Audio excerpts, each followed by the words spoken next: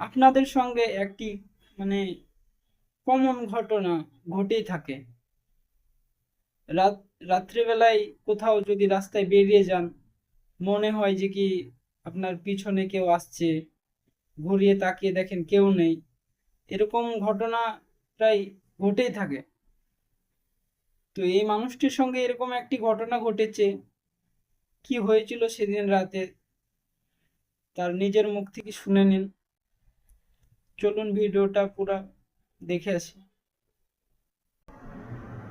আমি যখন যাই আস্তে আস্তে, আমি যখন দিই আমার পিছনে জানি কে আসতেছে। আপনার মানে আমি হালকা হালকা আওয়াজ শুনি, হঠাৎ করে পিছনের দিকে তাকাই, দেখি কেউ নেই। মাজারের পূর্ব সাইড এবং যে রাস্তাটা গেছে আমাদের সরাইল থেকে, এই রাস্তাটার সাইডে একটা গুরুস্থান আছে। আমার এক ফুফাতো ভাই বলছে যে আয়তুল্লাহ স্যার আজকে উরুস আছে। তখন তো আমি সময় রাত্র 9টা বাজে। তখন আমি বলছি যেভাবে বাড়ির থেকে বাইরে যাবো। তখন আমার আম্মা বলতেছে কিরে এই ফ্যান কিনতেছ কই যাবি? আমি কই যাবো এখন, আমি আইতাম না, দূরে কইছি। আপনার হাঁটতে হাঁটতে হাঁটতে হাঁটতে একদম মানে একদম নিশি রাত্র হয়ে গেছে। এই নিশি মানে এমন ভয়ঙ্কর অবস্থা। তারপরও আমার শরীর একদম পশম দাঁড়াই গেছে। তারপরে আমি চিন্তা করতেছি আমি কিভাবে যাই, কোনো লোকও নাই। এই আপনার এই যে আমাদের রসুলপুর আছে, রসুলপুর থেকে কোনো ইচ্ছা হাঁটা লইছে বন্ধে দিয়ে আসছে। এই আমাদের পশ্চিম বন্ডা এইটা দেয়া একলে হাঁটতে হাঁটতে হাঁটতে হাঁটতে যাইতেছে। আর এদিকে চাই মানে অন্ধকার অন্ধকার, কোনো দেখা যায় না।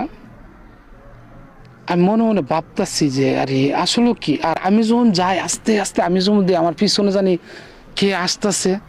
আপনার মানে আমি হালকা হালকা আওয়াজ শুনি, হঠাৎ করে পিছনের দিকে তাকাই, দেখি কেউ নেই।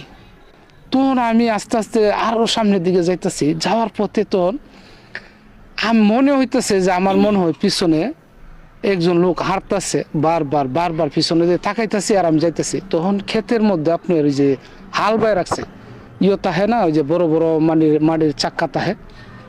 তে যদি মানে আমার পায়ে লাগে আর চাক্কার মধ্যে আওয়াজ হয়, তখন হঠাৎ করে আমি মনে হয় কেউ মানে আমার পিছনে এই শব্দটা হইতেছে। বারবার পিছনে দিয়ে তাকায় আর মানে ভিতর এমন ভয় লাগতেছে যে আমি এমনকি বাড়ির দিকে যাবো নাকি আয়তুল্লাহ মাজারে যাবো, আমি মানে নিজেও কল্পনা করতে পারতেছি না। মানে আমি একটা মানে মধ্যে পড়ে গেছি। তারপরে আমি হঠাৎ করে মনে হইলো মাথা যে আমি সূরা পড়তে পারি। তখন আমি আস্তে আস্তে আপনার ওই যে সূরা পড়তেছি আর কি, যেটা জানি আলহামদুলিল্লাহ সূরা, কুলফু সূরা মানে পড়তেছি, যাইতে যখন আপনার এটা জানি কিটা হ্যাঁ একটা কাল পরে আপনার কি বয়লা কালের যাওয়ার পরে অনেক দূর থেকে মানে মনে হইতেছে 2-3টা লাইট মনে হয় আমার দিকে আসতেছে। আমি মনে মনে ভাবতেছি মনে লোকই দিকে আসতেছে। আমি ওই লাইট ফলো করে আস্তে আস্তে আস্তে আস্তে যাইতেছি। আমি আপনার কি বলবো, ওই সময় আমার ভয়, এমন ভয় মানে আমি যে কোথায় দিয়ে আটতেছি আমি নিজেও বলতে পারি না। আর ওখানে আমার ফলো হলো ওই যে 3টা লাইট দেখতেছি, ওই লাইটটির দিকে হলো আমার ফলো। আস্তে আস্তে আস্তে আস্তে এই লাইটের দিকে যাইতে আমি যত আগাই লাইটগুলো তত পিছনে যা, আমি যত আগাই তত লাইটগুলো পিছনে যা। তখন আমার মনে সন্দেহ হলো কি মানুষ যদি আমার দিকে আসতো তাহলে তো মনে হয় কাছাকাছি আইতো, এটা তো আস্তে আস্তে দূরে যায়। তখন আমি দাঁড়ায় এসে আপনার মানে চোখ বুঝা আমি মানে ওখানে যে আমি মানে হাওয়ারে আছি না কই আছি এই জিনিসটা মানে আমার মানে ব্রেনে আর কাজ করতেছে না। এত আতঙ্ক হয়েছে বই। যাক, একটু সামনের দিকে আগাইতে আগাইতে আমি একবার চোখ খুলি আবার মানে চোখ বুঝি, এইভাবে যাইতে হঠাৎ করে কিছু মানুষের আওয়াজ শুনতেছে। আমি মনে হয় যে এই সাইডে মনে হয় মানুষ আছে। তখন হাঁটতে হাঁটতে যাইতে এই সাইডে গিয়ে বন্ধের সাইডে একটা বাড়ি আছে। বাড়িটার কাছে যখন গেছি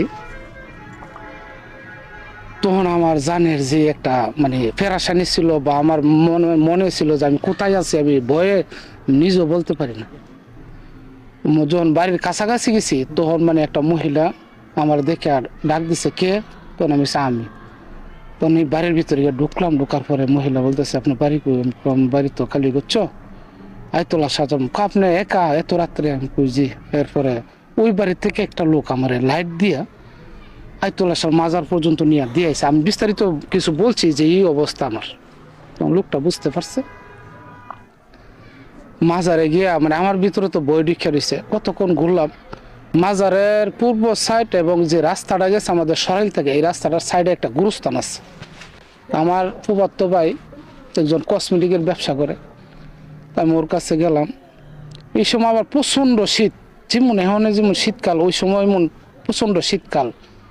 তখন আমি ওইতলা সমাজারে গিয়া গুইরা মানে গরু মানে এই সময় বহুত বাদাম এসে কিছু খাইছি, খায় তখন আমি মানে মনে হইতেছে ঘুমাই তুইব।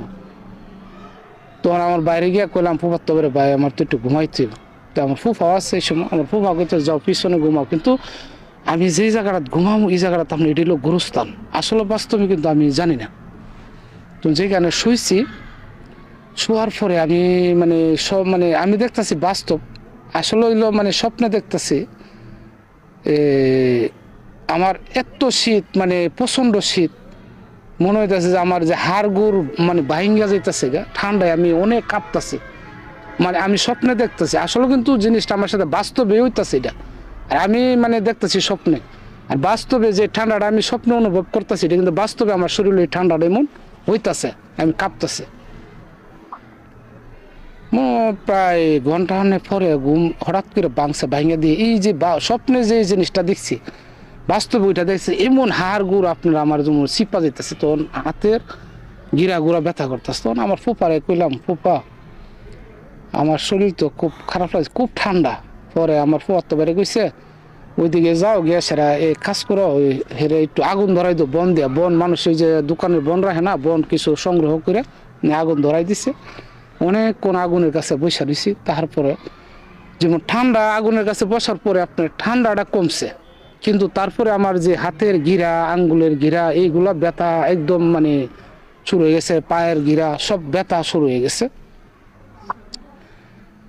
আস্তে আস্তে আস্তে আমার শরীর খুবই এত দুর্বল হয়েছে, মানে আমি কিভাবে মানে বসে থাকতে পারতেছি না, এই অবস্থায়। তখন আমার ফুফারে গেলাম ফুফা আমার শরীরের অবস্থা তো বেশি খারাপ।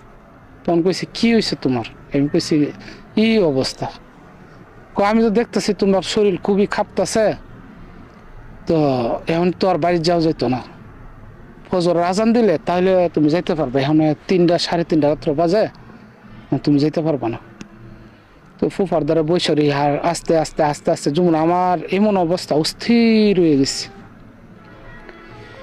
যাক, তারপরে আপনার অপেক্ষা করতে করতে হঠাৎ করে দিয়ে আজান দিতেছে, আজানের শব্দ শোনা যাইতেছে।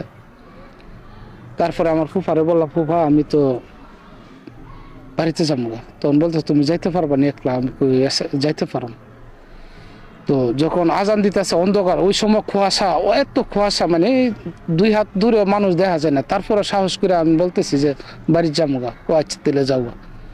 তখন আমি আপনি রোয়ানা দিছি, ঘুরে রোয়ানা দিছি। ওই যে যাওয়ার সময় যে রাস্তা গেছিলাম, আমার মনে যে ভয়টা এটা কাজ তো করতেছে ভিতরে আছে, পরবর্তীতে আমি অন্য রাস্তা চেঞ্জ করছি, অন্য লোকের জিজ্ঞাসলাম যে ভাই আমি কালীগঞ্জ যাবো, কীভাবে যেতাম? পরে আমার রাস্তা দেখাই দিছে।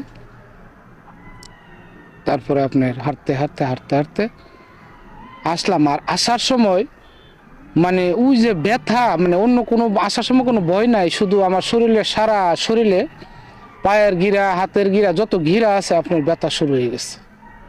তখন আমি ভাবতেছি কি আমার এমন হইলো কি লিগে বা শরীর এই অবস্থা কেন। তখন বাড়িতে আসলাম, অনেক সময় নিচে আসতে, তো রাস্তায় তো 2বার 3বার বসছি। তো যখন আসছি এমন আমার আম্মা আমার চেহারা দেখে ওই মানে বুঝা লাগছে একটা কিছু হয়েছে। বিষয়টা হলো ওই যে আমি মধ্যে মধ্যে ওই যে মানে সূরা কারাত পড়ছি, ওই কারণে ওইটা আমার মানে তেমন একটা আক্রমণ করতে পারে না বা ক্ষতিগ্রস্ত করতে পারে না। যে আমার চেঞ্জটা মোটামুটি একটা ঠিক ছিল, ভয় করছে, কিন্তু আবার ওইটা আমার মাথা ছিল যে সূরা কারাত পড়ি।